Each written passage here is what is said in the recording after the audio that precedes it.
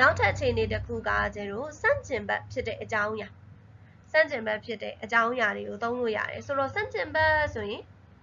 ဘယ်တရားလေးကိုမြည်ပြင်းမြင်မိလဲဆိုတော့ဂျီမန်ဆိုတဲ့တရားလေးရှိတယ်နော်ဂျီမန်ဆိုတဲ့တရားလေးဆိုရင်ဒါစန့်ကျင်ဘက်ပြောတဲ့တရားလေးပဲဒီနော်ပင်မဲ့ဆိုပြီးအချိန်မှတ်ထားကြအဲ့တော့ဒီနေရာမှာနင်းတဲ့ဥနာတဲ့ကိုလည်းပင်မဲ့ဆိုပြီးတော့ဘာသာပြန်လို့ရတာပေါ့နော်ဒီအချိန်နေမှာတော့ပင်မဲ့ဆိုတဲ့တရားအနေနဲ့မှတ်ထားလို့ရပါတယ်ဆိုတော့ तू ကတူတာတော့တူတယ်ဂျီမန်နဲ့ကလေအဲ့လိုမျိုးစန့်ကျင်ဘက်ပြောတာချင်းတူတယ်ဒါပေမဲ့ဂျီမန်ကကြတော့လုံးဝကိုစန့်ကျင်ဘက်ဖြစ်တယ်နော်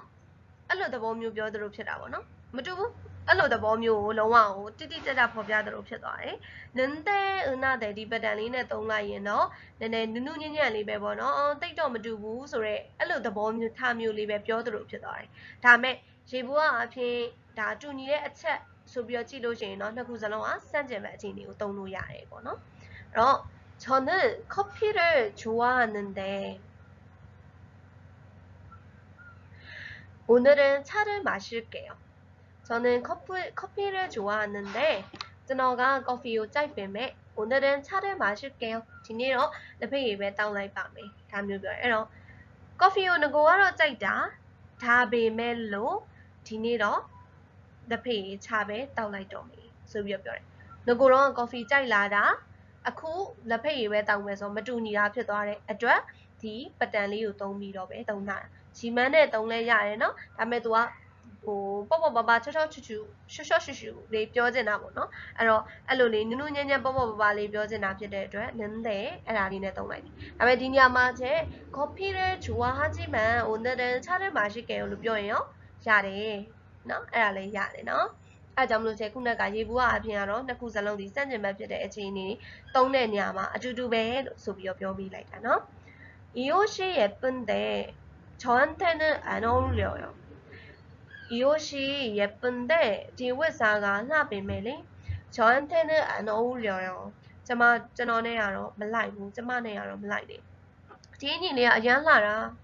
다음에 나네 좀 라이비앙. 라래? 라래? 나 왜로 라와라? 다음에 뭐나? 고 왜로 라와라 소리 말라와. 다음에 리뷰 라이다 너.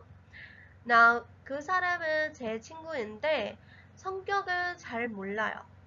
에이 누가래? 제 친구인데 저너의 등에지 마. 성격은 잘 몰라요. 제제구로 깡깡무디. 등에지면 너냐 등에지 몰라. 또 별로 지니래 또 또의 진짜야 또의 생리 세타야 별로 레서 님띠 라서. 혹대 또 안 등에지 만에 다우러 렉해내 뭐 뼈면서 렉해내. 다음에로သူ့ရဲ့အကျင့်ကဘယ်လိုရှိရဲသူ့ရဲ့စိတ်နေစိတ်ထားဘယ်လိုရှိရဲဆိုတာမသိဘူးသူကအရန်ကိုစိတ်ကိုမမြင်ရတဲ့လူဒါမျိုးပြောလိုက်တာပေါ့နော်အဲ့တော့ငါရဲ့တငယ်ချင်းဖြစ်ပေမဲ့ဆိုတဲ့အနေနဲ့ဒီပတန်လေးကိုသုံးလို့ရတယ်နော်နောက်တစ်ခုသွားပါမယ်နောက်တစ်ခုကကြတော့그 영화를 봤는데 내용은 기억이 안 나요. 그 영화를 봤는데 애용신호지 비빔에 내용은 기억이 안 나요. အကြောင်းအရာကိုတော့မမှတ်မိဘူးဒါမျိုးလေးပြောအဲ့တော့အဲ့ရုပ်ရှင်ကြည့်ကောင်းမလားမသိဘူးနာမည်တော့တော်တော်ကြီးနေတယ်အဲ့လိုကုလာမင်းအဲ့ရုပ်ရှင်ကြည့်ပြီးပြီမလားတခါပြောမှုတယ်လေအဲ့ဘယ်လိုမျိုးလဲဘယ်လိုအကြောင်းအရာလဲမင်းသားဘယ်လိုလဲမင်းသမီးကဘယ်လိုလဲအဲ့လိုကုလာမင်းပဲအခါကျရင်ညီမလေးရဲ့အဲ့ရုပ်ရှင်တော့ကြည့်ပြီးသွားပြီကြည့်ပြီးသွားပြီဒါပေမဲ့လေအကြောင်းအရာဘယ်လိုမျိုးလဲဆိုရဟောတော်တော်မမှတ်မိတော့ဘူးဒါမျိုးပြောတာကြည့်ပြီးသွားတာတော့မှန်တယ်ဒါပေမဲ့လို့မှတ်ကြမမှတ်မိဘူးရုပ်ရှင်နဲ့ပတ်သက်ပြီးတော့အဲ့လိုမျိုးစက်ကြယ်ပဲအကြောင်းအရာအနေနဲ့သူကတုံးလိုက်တာရှင်းရှင်းလေးပဲပေါ့နော်။နောက်저는 내일 갈 건데요. 아직 준비를 못했어요. 저는 내일 갈 건데요.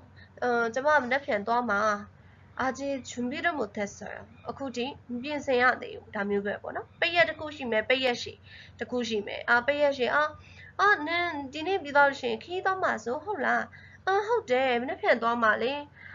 နက်ဖြန်သွားဖို့အတွက်ဆိုလို့ရှိရင်ဒါတော်တော်များကြိုတင်ပြင်ဆင်ပြီးဖြစ်နေရမှာပေါ့နော်ဒါမဲ့လို့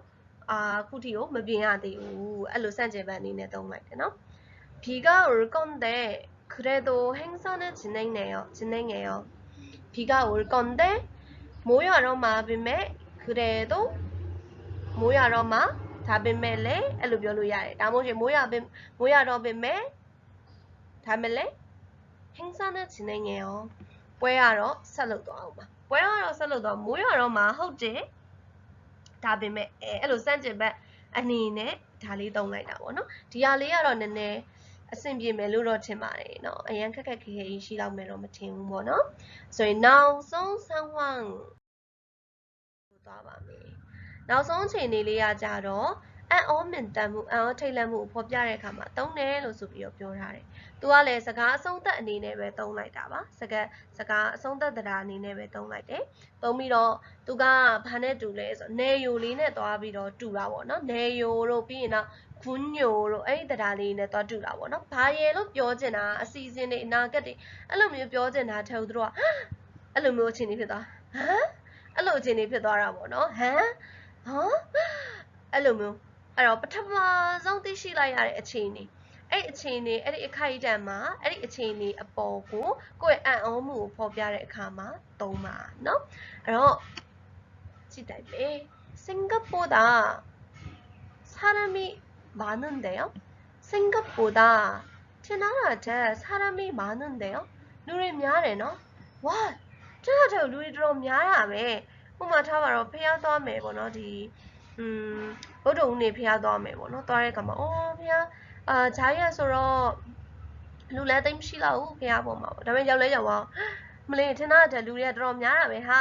အဲ့အချိန်မှာပဲအဲ့ဒီရောက်သွားတဲ့အချိန်မှာပဲလန့်သွားတာရောက်သွားတဲ့အချိန်မှာပဲလူများတာကိုတွေ့ချင်းမှာပဲကွာလန့်သွားတယ်အဲ့အချိန်တွေမှာဆာမီမနဲ့ရောအဲ့လိုပြောလဲရတယ်ဒါပေမဲ့အဲ့ညမှာဒီပတန်လေးနဲ့သုံးလို့ရသွားတာပေါ့နော်ဒါမျိုးလေးဖြစ်သွားတာနော်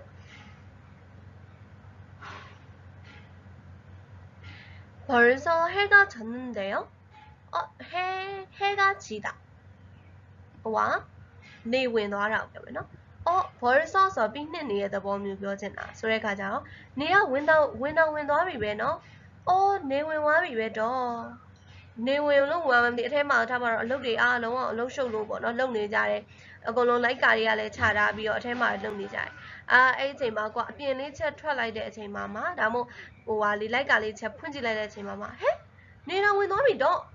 အဲ့လိုမျိုးလန့်သွားတွေ့ချင်းမှာပဲလန့်သွားအဲ့လိုအချိန်မျိုးမှာတော့မှာเนาะအဲ့တော့ဟဲကဂျမ်နဲ့ရောအဲ့လိုပြောလဲရတာပဲเนาะ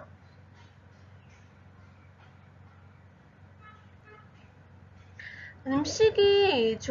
짠데요အစားအသောက်ကနည်းနည်းငန်းနေတယ်เนาะဒါမျိုးလေးပြောလိုက်တယ်တကယ်ဆိုမငန်တဲ့အစားအသောက်မလားဒါပေမဲ့နဲ့ငန်တော့ငန်နေတာတော့အဲ့လိုမျိုးဖြစ်သွားတာပေါ့နော်ငန်တယ်လို့ပဲတော့ဟုတ်လားမသိဘူးနေရောစကြည့်ပါလားအဲ့လိုသဘောမျိုးလေးပါသွားပါတော့ငန်သားဟာအဲ့လိုမျိုးဖြစ်သွားစားလိုက်စားပြီးလို့ပါဇက်ထဲဝင်ပြီးတာနဲ့ငန်နေဟာအဲ့လိုဖြစ်သွားတဲ့သဘောပေါ့နော်အဲ့အနေနဲ့သုံးတာနော်가격이 좀 비싼데요ဈေးကနည်းနည်းကြီးရယ်နော်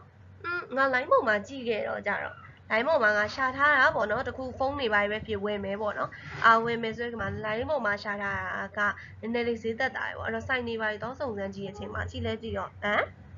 ငါ line ပေါ်မှာတွေ့ရတဲ့တိတ်လည်းမတူဘူးတော့ဈေးကနည်းတော့ကြီးတာနော်အဲ့လိုမျိုးဖုန်းရဲ့ဈေးကိုမြင်တဲ့အဲ့ဒီအခိုက်အတန့်မှာပဲမြင်ချင်းမှာပဲပေါ့ပြောမယ်ဆိုရင်မြင်တဲ့ပထမဆုံးသိလိုက်ရတဲ့အချိန်မှာပဲလန့်ပြီးတော့비싼데요ဒါမျိုးဖြစ်သွားတာနော်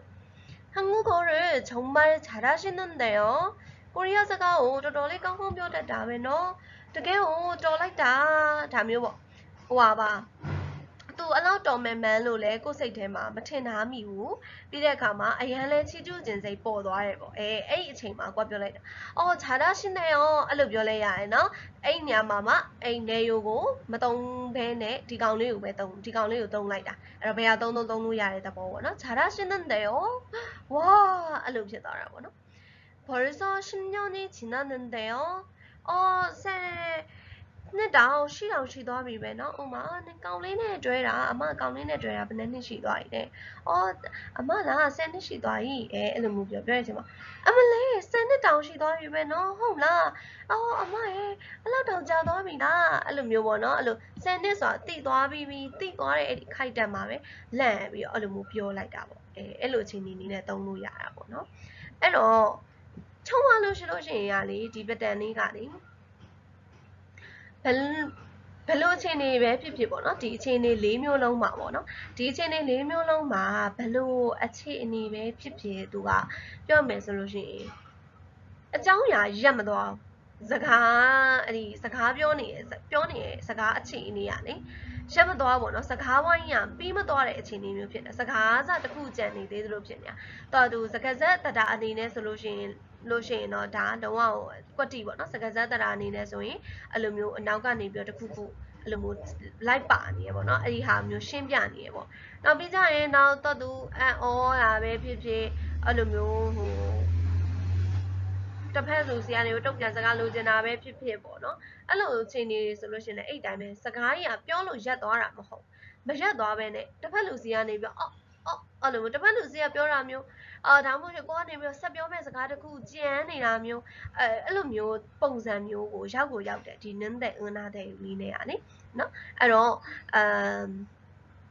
ဒါမြန်မာလိုလေးတွေတော့တရားလေးတွေရဲ့တရားရဲ့အနောက်တွေမှာတော့မထည့်ပေးထားပါဘူး။ဒါဆိုတော့ဒီတရားကလည်းပို့ပြီးတော့ပေါ့နော်အဲ့လိုမြန်မာလိုလုံးဝကွက်တီပဲမှတ်ဆိုပြီးတော့ဒီစန့်ကျင်ဘတ်တရားတို့စန့်ကျင်ဘတ်တရားဆိုလို့ရှိရင်တော့ဒါပင်မဲ့ဆိုတာမျိုးတော့မှတ်ခိုင်းလို့ရတာပေါ့နော်ဒါပေမဲ့လို့တခြားအခြေအနေတွေမှာကျတော့မှတ်ခိုင်းလို့တိတ်အဆင်မပြေဒါဆိုလို့ရှိရင်လူတွေရဲ့များလိုက်တာနော်များလိုက်တာဟဲ့များလိုက်တာအဲ့လိုကြိုက်တာမြန်မာလိုကြပြောလို့ရတယ်လीနော်အဲ့တော့ကြောင့်မလို့ဟိုအစစ်မပြေမှာဆိုလို့ပေါ့နော်အဲ့တော့ကြောင့်မလို့ဒါမြန်မာလိုကွက်တီပဲမှတ်ပြီးတော့တချို့ကြတော့အဲ့လိုရှိတယ်မြန်မာလိုအရန်ကွက်တီပဲမှတ်တဲ့အချိန်မှာ